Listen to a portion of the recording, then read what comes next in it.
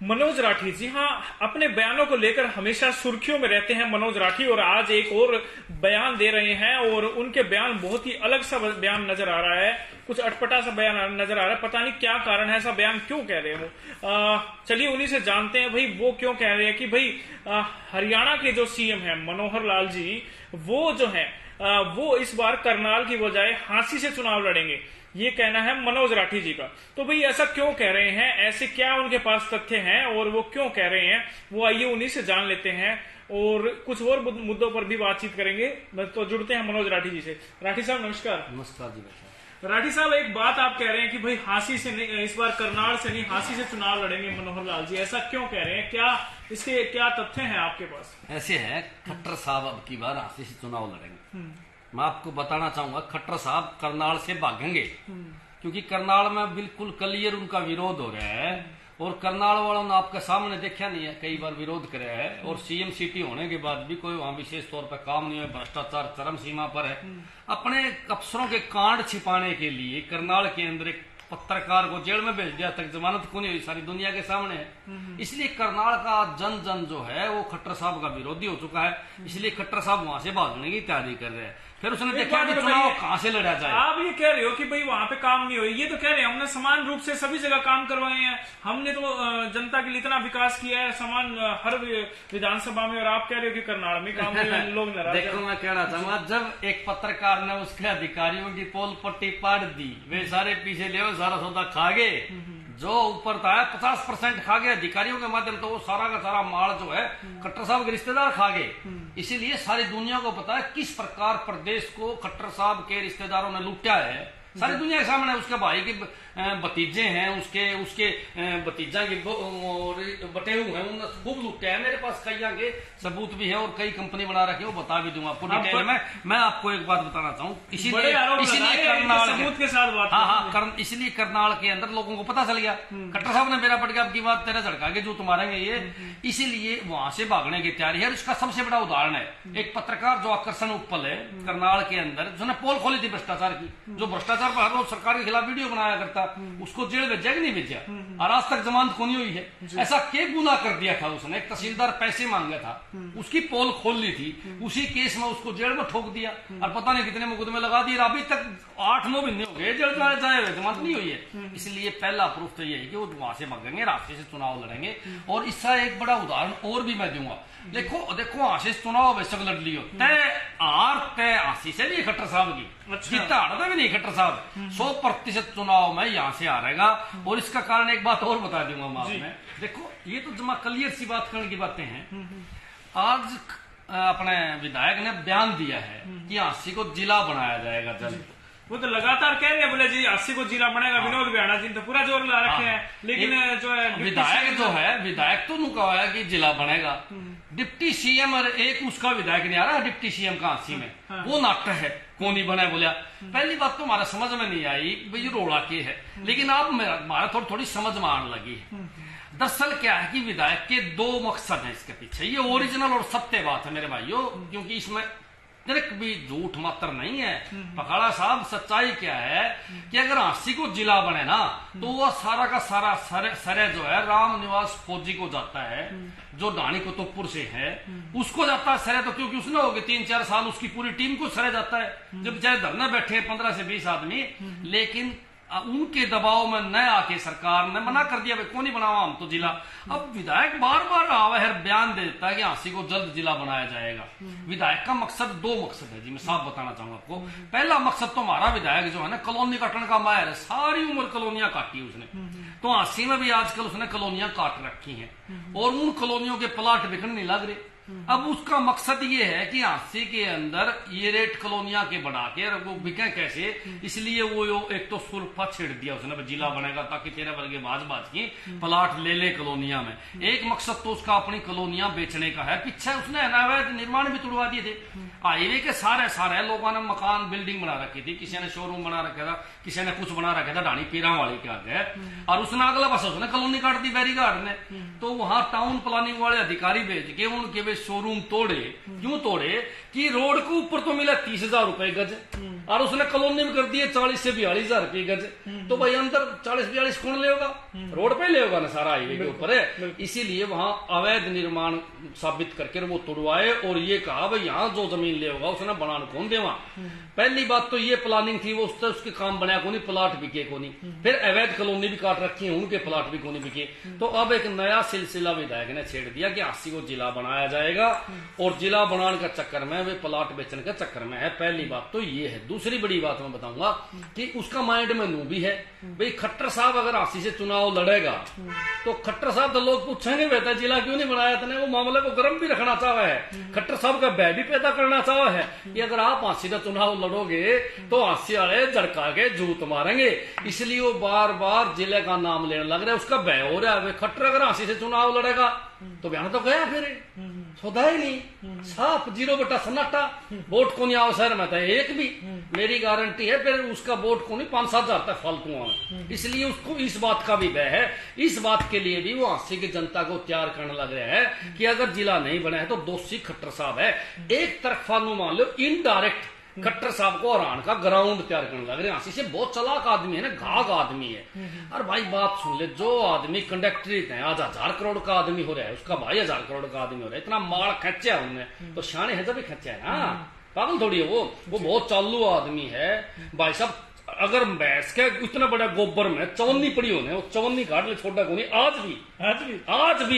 आज भी वो एक ऐसा इंसान है जो थानों से, तहसीलों से, एसडीएम दफ्तर से मंथली लेता है, खुल्लम खुल्ली बिजली बोर्ड से मंथली लेता है। बहुत बड़ी बात नहीं है, सच्चाई है मेरे भाई, सच्चाई है पकड़ा साहब। सारी दुनिया ने मेरा कितना बड़ा चोर है वो, खुल्लम खुल्ला कहूं मैं, चोर है और अयास भी है और शराबी भी है। और बता तीनों चीज उसमें ना हो, हमारी गारंटी। और अभी भी और बोल खोल लूंगा, पहले मामला करवाया था, वीडियो ले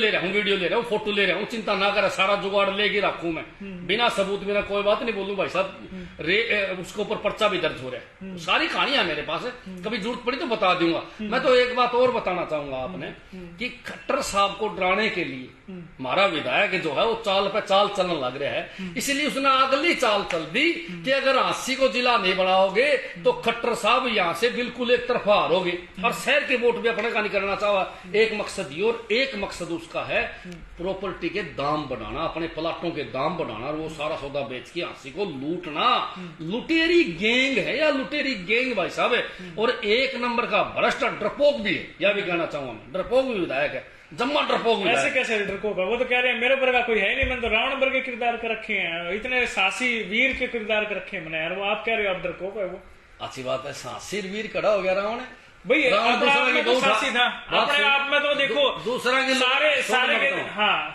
चारों याद दिवा मेरा, मैं भूल गया था, याद दिवा दी। रावण कौन कितना बड़ा साहसी था भाई। अरे भेष बदल के सीतान ठा ले गया, और भाई साहब थोड़े दिन उसका पहले सुग्रीव की गराई ठा ले गया। वो तो लुगाई ठांदा है करता लोगों की, वो क्या का साथी सेम टू सेम बात तो सही बताइए इतने, क्योंकि इसका और उसका किरदार मिला है, जो किरदार मिला इसलिए रावण का रोल कराया करता रामलीला में। और कहा भी था, मेरे पास वीडियो भी है, रावण का रोल कराया करता, इसका भी वही रोल है, ये भी ये काम करता पाओगा 100%। मैंने ऐसा शक है। मैं तो एक बात और कहना चाहूंगा, जो हमारा विधायक है एक्चुअल में ही रावण है, उसमें रावण की आत्मा आ जाती है जब भी वो विधायक बन जाए। पहले 5 साल रहा बैरिकाड, जब उसमें रावण की आत्मा आ गई, मेम का भाग बेच गया और भी हंसे कोई सौदे बेच गया, फिर उसका भाई ने उसका झाड़ा लगा दिया, वो मार लेके भाज गया। इस योजना फिर जब एमएलए बना, फिर रावण की आत्मा आ गई। रावण की आत्मा ना तहस नहस मचाना शुरू कर दे भाई साहब। वो किसी ने पूछ लिया शहर में रावण की आत्मा आ रही है कि नहीं आ रही। मैं तो पकड़ा साहब एक बात साफ कहना चाहूंगा, ये रावण ही मान ले तू, 80 का विधायक विनोद भयाना को रावण ही मान ले तू, रावण जैसा नहीं, रावण ही मान ले। आज का युग का रावण है, इसलिए चाल पर चाल चले। खट्टर साहब का पाड़ा भी रावण से पड़ेगा भैया, देख ली। ऐसे ऐसी वो तो ये कह रहे हैं कि 100% जिला बनेगा। इन्होंने तो ये भी कहा है कि 5 अखबारों में भी आई है डिटेल, भाई ये जो है ये जिला बनाया जाएगा। लेकिन अब आप कह रहे हो तो चलो 1 मिनट के लिए मान लेते हैं, लेकिन वहीं पर आप जिन माननीय मुख्यमंत्री पे आरोप लगा रहे हो, उनकी सरकार में तो IAS अधिकारी जो है वो भी अगर कोई करप्शन करता तो उसे भी पकड़ लेते हैं। और उन्होंने तो एक नई पॉलिसी बनाई है कि भाई कोई भी IAS अधिकारी कोई प्लाट खरीदेगा, कोई प्रॉपर्टी खरीदेगा तो कुछ भी बुकिंग करेगा प्लाट मकान की तो वो सबसे पहले हमें इन्फॉर्म करेगा उसका और फिर खरीदेगा, वरना उस पर कार्रवाई होगी। अब इतने ईमानदार आदमी है, बताओ जी। क्यों मजाक करो खट्टर साहब, आपको पखाड़ा साहब है, खट्टर साहब के बारे में क्यों मजाक करो? वो खट्टर साहब ने तो सारा हरियाणा लुटवा दिया बैरिकाड ने। एक बात बताऊं, मैं आपने घोटाले गिराने लग जाऊंगा तो बावड़ा हो जाऊंगा। मैं बताना चाहूंगा माइनिंग घोटाला अपना जो यहाँ जो खाने में जो पहाड़ी है वो हजारों फुट नीचे जा रही है, और जबकि कागजात में दिखाओ ना जी एक शहर है वो सारा पत्थर बेच के खट्टर साहब की मंडली खागी। मैं तो कहूंगा कि फरीदाबाद, गुड़गांव, दादरी, पता नहीं कितनी पहाड़ियां बिकवा दी बैरिकाड ने, कई लाख करोड़ रुपए का। तो माइनिंग में, पहाड़ों में घोटाला, जमुना में घोटाला, शराब घोटाला, रजिस्ट्री घोटाला। अरे मैं बताऊं कि इन्हें तो छोड़े को नहीं, इसलिए जनता का ध्यान घोटालों की तरफ से हटाने के लिए कहते पिप्पी बना दे, पूरा परिवार परेशान, पत्थर बना देता है, गधे बना दे, पोर्टल खेले जाओ।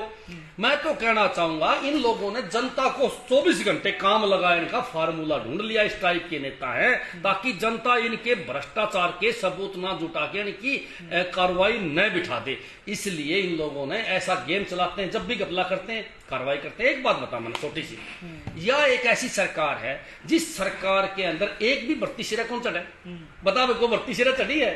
बालक बेचारे डकम डाक रखा, तीसरे दिन पेपर, तीसरे दिन एक ने कह दिया बसें भी फ्री कराएंगे, बस फ्री कर रहे हैं। 21 और 22 तारीख में जो एग्जाम है ना उसके लिए कल और परसों के लिए बोले पूरा हरियाणा में बस फ्री कर दो भाई, और बच्चा ने परीक्षा दुआओ। डी ग्रुप की जो परीक्षा है वो परीक्षा होने वाली है। अरे मैं क्या कहूँ, सारी की सारी परीक्षा कोर्ट में भेजा है खट्टर साहब, और बाद में हो रहा क्योंकि सारी की सारी परीक्षाओं में घपला करे, घपला कर तेरे मेरे पर कोर्ट में चले जा, कोर्ट में चले जा, वो फिर लटकाए जा, सरकार उसकी पैरवी क्यों करे। मैं तो कहना चाहूंगा कि अखबार में छपरी है, केवल चुनावी साल में 37,000 नौकरी दी है बैरिकाड ने, और दी को नहीं बता भाई। नौकरी केवल इलेक्शन आवा जबे देनी होगी, पूरी 5 साल देनी है।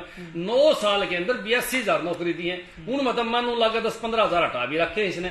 एक बात मैं साफ कहना चाहूंगा, खट्टर साहब युवाओं का दुश्मन है, खट्टर साहब की सरकार युवाओं की दुश्मन है। आज 20 लाख बेरोजगार बालक है भाई साहब, 20 लाख बेरोजगार, और ये एक बड़े षड्यंत्रकारी लोग हैं, बड़े चालू किस्म के, बड़े षड्यंत्रकारी मार चूस ले। एक बात बताओ मैंने आप, इनने के कांड कराए कि जितने भी अपने डिस्ट्रिक्ट अफसर हैं, डीसी हैं, डीसी के ऊपर एक अपना आदमी बिठा दिया, सुशासन से होगी नाम दे दिया, मुख्यमंत्री सुशासन से होगी, वो मेरा सुशासन से होगी, क्या बैरिकाड सारा माल उड़ लिया हो। अच्छा, उसके थ्रू जा रहा है। अच्छी बात का सारा माल वो इकट्ठा करे, डीसी भी डरे, उससे एसपी भी डरे, कोई सौदा ही नहीं। मैं तो कहना चाहूंगा इन लोगों ने तो इतना गदर मचाया है इस प्रदेश के अंदर जो आज तक किसी ने मचाया नहीं। इनकी तो पूरी पोल खोलेंगे इलेक्शन में, एक एक बात बताएंगे कि किस प्रकार के चोर उचक्के काम इन लोगों ने कर रखे हैं। और भाई मारला विधायक की बयाना साहब की तो छोड़ दे, उस पर के तो उल्टे काम हरियाणा में करने वाला एक नहीं है, मुकदमा भी दर्ज है उसको उल्टे काम करने का। अच्छा जी, हाँ पक्की बात है कि अच्छी बात करे है। उसका पीए पकड़ लिया था थोड़े दिन पहले, वो कौन पकड़ा वैसे? अच्छा। वो एमएलए है ना, एमएलए कुर्सी जाते ही वो भी जेल में, उसका पीए 15 दिन दाड़ पे भाई साहब। पीए का कसूर पता क्या था? पीए का कसूर था पार्टी लेके आया था, पीए का वीडियो उन्होंने बेचारे गया तो पार्टी ने लेके आया, रास्ते मिलवा दिया भाई। आपने बात करी वीडियो में सारा पैसे देने की जिक्र करा, वो तो जेल में कौन गया, और पीए बेचारा 15 दिन जेल से दाड़ दे गया। देख लो, खेल ले, देख लो जी, बड़े बड़े आरोप आप बड़े बड़े लगा रहे हो, और मैं कह रहा हूँ सबूत रखना इन बात के। कल को आपके ऊपर भी और मेरे ऊपर भी मानहानि का दावा कर सकते हैं, एक बार पहले भी हो चुका है। और कह रहे बोले जी आपने बड़ा राजीनामा आपने कराया कि बिरानी कुकर कराया, वो सेटलमेंट होया, वो तो धनी बता होगा, वो ही बता देगा किसने क्या किया। मैं तो आज भी चैलेंज करूँ खुला कर भाई, हम तो तैयार है लड़ने के लिए। मैं सारे सबूत कोर्ट में दिखाने के लिए तैयार हूँ। मैं जो शब्द बोलूंगा वो सबूत के साथ बोलूंगा। पागड़े थोड़ी हमें सारा जुगाड़ ले रहे हैं का कौन कड़ता के बेच रहा है। चुनाव मान की पूरी पोल खोलेंगे, इनके भ्रष्टाचार की रेल बनाएंगे। धन्यवाद मनोज राठी जी। तो ये थे मनोज राठी जी जो हमारे साथ लाइव जुड़े थे, और अभी उन्होंने जो कुछ कहा वो आपने सुना कि किस तरीके से उन्होंने कहा कि भाई मनोहर लाल जी जो है वो इस बार करनाल से नहीं हांसी से चुनाव लड़ेंगे। उन्होंने कहा है कि उनके सूत्रों से हवाले से उनको बड़ी खबर मिली है, उन्होंने साफ तौर पर कहा है कि भाई इस बार जो है वो तैयारी कर रहे हैं, इसीलिए पिछले दिनों हांसी भी आए थे। उनका ये कहना है मनोज राठी जी का कि भाई पिछले दिनों हांसी भी आए थे, और वो जो है हांसी में जो है कहीं ना कहीं एक जाति जो है ज्यादा वोट बैंक, मजबूत वोट बैंक है किसी अन्य एक विशेष जाति का, तो कहीं ना कहीं वहां से चुनाव लड़ने के कारण जो है जीत हो सकती है, यह मनोज राठी का कहना है। और इनका ये कहना है कि जो भ्रष्टाचार के मामले चल रहे हैं, कई मामले जो हैं वो विनोद भ्याणा पर भी चल रहे हैं। उन्होंने ये बताया, हालांकि हम जो है किसी भी प्रकार से इनके जो भी विचार हैं ये इनके खुद के निजी विचार हैं। चैनल व एंकर जो है इस प्रकार के विचारों की किसी प्रकार से कोई पुष्टि नहीं करता, लेकिन जो खुलासे इन्होंने किए हैं, इनका कहना है कि भाई जो भी मैं कहूंगा वो सबूत के साथ कहूंगा। अगर कोई चैलेंज दे, अगर कोई कहे कि मेरी बात में कुछ भी झूठ निकलाए तो मैं उसके लिए तैयार हूं। मैं आमने सामने बैठ करके जो है वो चैलेंज एक्सेप्ट करने के लिए तैयार हूं, अगर मेरी बात कहीं झूठी मिलती है तो इनका ये दावा है और इनकी ये बात कहने वाली है। एक बड़ा दावा इन्होंने पेश किया है। इन्होंने कहा है कि मनोहर लाल जी जो है इस बार चुनाव लड़ेंगे, हांसी से, करनाल से नहीं लड़ेंगे। करनाल में उनका विरोध है। इनका कहना है साफ तौर पर कि वहां पर इनका विरोध हो रहा है। तो पूरा मामला आपने सुना किस तरीके से क्या कुछ कहा मनोज राठी ने। आज फिर से मनोज राठी बरसे और कहीं ना कहीं जब भी कुछ बोलते हैं तो कुछ ना कुछ बयान ऐसे आते हैं जो पूरे हाईलाइट होते हैं। फिलहाल हम फिर से मैं बता दूं, जो बयान उन्होंने दिया उनके निजी विचार हैं। चैनल और हम इसकी किसी प्रकार से कोई जिम्मेवारी नहीं लेते। इनकी पूरी जिम्मेवारी ये खुद ले रहे हैं। और आप सभी से कहूंगा वीडियो को शेयर जरूर कीजिए। महत्वपूर्ण जानकारी जो है मैं आपके माध्यम से पहुंचा रहा हूं और खबरों का सिलसिला जारी रहेगा। दोबारा आपके साथ जुड़ेंगे, तब तक के लिए धन्यवाद। जय हिंद, जय भारत।